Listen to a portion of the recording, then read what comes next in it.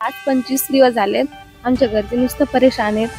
रोज येते त्यांचं म्हणजे वेळेवर जेवण सुद्धा होत नाही त्यांचं. आपल्याला जमीन भेटन का?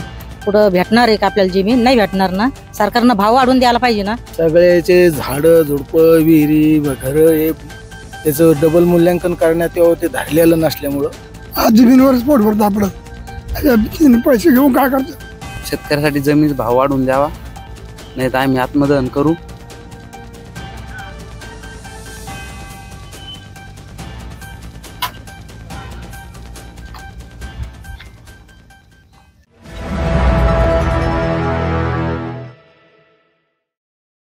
नमस्कार मित्रांनो, देवमूर्तीचं जे आंदोलन सुरू आहे जालना नांदेड समृद्धी महामार्गाच्या मूल्यांकनासंदर्भात, त्याचा आज 25वा दिवस आहे. 25व्या दिवशी आंदोलनकर्त्यांनी जो निर्णय घेतला आहे की आज ते धडक देणारे जिल्हाधिकारी कार्यालयावर एकजुटीनं जाणार आहे.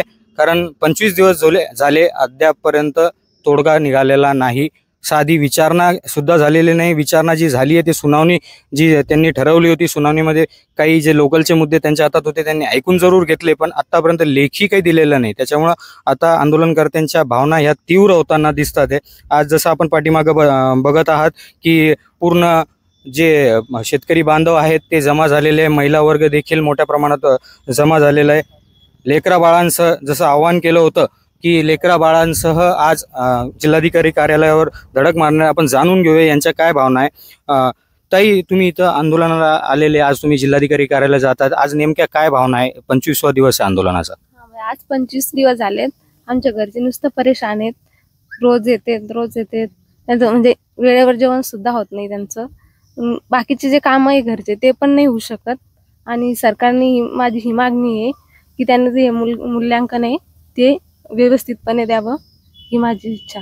आणि त्यासाठी आम्ही जमलेलो इथं. तुम्हाला योग्य वाटतं का हे जे भाव देण्यात येत आहे शासनाकडून? योग्य नाही ना. भाव द्यायला पाहिजे ना सरकारनं बी. आपल्याला जमीन भेटन का? कुठं भेटणार आहे का आपल्याला जमीन? नाही भेटणार ना. सरकारनं भाव वाढवून द्यायला पाहिजे ना. आपलं पोट त्याच्यावरच आहे ना. आपल्याला जमीन कशासाठी पाहिजे? आपलं पोट भरायसाठीच आहे ना. गरीब कशावर जगतं? जमिनीवरच जगतं ना. जसं की आपण बघितलं, महिला बांधव यांनी सांगितलं की आज खरीच जमीन जर तुम्ही घेत आहात तर तुम्ही योग्य मोबदला देखील दिला पाहिजे. आज सगळं शेतकऱ्यांचं उदरनिर्वाह हे जमिनीवर असतं.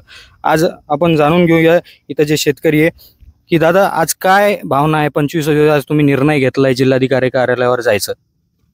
आमच्या जमिनीला योग्य मोबदला देण्यात यावा, मूल्यांकन फेरमूल्यांकन करण्यात यावं आणि सगळ्याचे झाडं झुडपं विहिरी घर हे त्याचं डबल मूल्यांकन करण्यात यावं ते धाडलेलं नसल्यामुळं आज आजोबा तुम्ही देखील आलेला आहात आंदोलनासाठी. आज 25 दिवसापासून सगळे शेतकरी भांडत आहेत. आज खरी तुमची इच्छा आहे का जमीन देण्याची, जे आज नवीन रोड होणार आहे? नाही ना, जमीन द्यावं नाही. आज जमिनीवरच पोट भरतं आपलं. पैसे घेऊन काय करतं? आज पैसा पाहिजे भरपूर तरी आला पाहिजे, नाही तर काय तुम्हाला कसं आज भरपूर पैसा आला पाहिजे. आज जो पैसा शासन देत आहे त्यामध्ये तुम्हाला दुसरी जमीन मिळणार का? नाही ना, नाही भेटत. इतक्या पैसे भेटत नाही.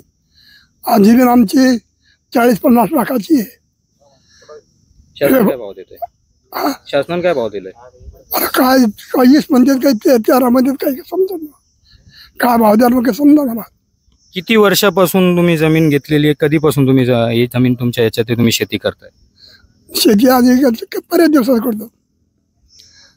आज जमीन घ्यायला ते 40 वर्ष झाले. आज जसं इथं शेतकऱ्यांनी सांगितलं काही वर्षांपासून जी जमीन आहे, इथं माझ्यासोबत युवक देखील आहेत. आज तुम्ही देखील आज इथं आंदोलनात सहभागी झालेला आहात.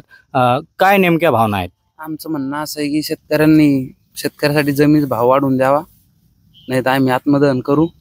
कलेक्टर ऑफिसला जाणार आहे आज आम्ही. झाडं त्याची सगळे मूल्यांकन धरावं त्याने. माझी विनंती अशी आहे की जमिनीचा भाव वाढवून द्यावा. सगळ्या शेतकऱ्यांचं जमिनीवरच पोट भरतं. जमिनीचा भाव वाढवून द्या, बस ही माझी नम्र विनंती. नाही तर आम्ही आत्मदहन करू.